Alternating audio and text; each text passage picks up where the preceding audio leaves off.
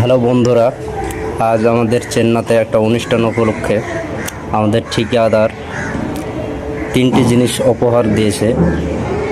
প্রথম উপহার আমরা খুলছি,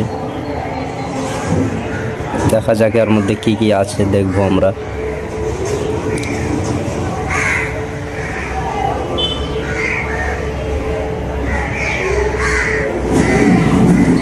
মনে হচ্ছে সব ইডলি ধোসা, এখানকার সব রাখার সব জিনিস ভালো রাখা হবে।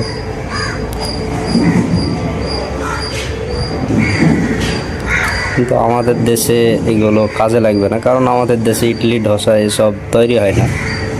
তবে লাড়ু মাড়ু রাখার জন্য কাজে লাগবে। লাস্টেকার এটা মনে হচ্ছে, এটাতে কাজে লাগবে লাস্টেকারটাতে। তবে এটাতে রুটি রাখা হবে, অন্যগুলো ইউজ না হলেও এটা কাজে লাগবে। আর আমাদেরকে সন্দেশ দিয়েছে, খুলবো কি কি সন্দেশ আছে। এর মধ্যে আছে 8-10 রকমের সন্দেশ আছে।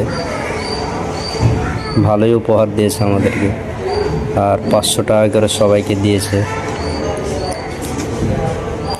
তারপরে চলে এলাম আমরা খাবার জন্য। এখানে কী কী খাবারের আইটেম আছে দেখব।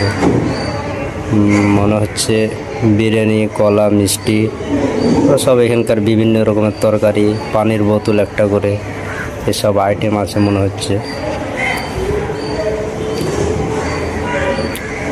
তো আমি খাবার নিয়ে চলে এলাম। ফোনে ভিড়ের জন্য ভিডিও করতে পারিনি। রুমে আমরা চলে এলাম খাবার নিয়ে। খুব সুন্দর খাবার, খুব সুন্দর আইটেম।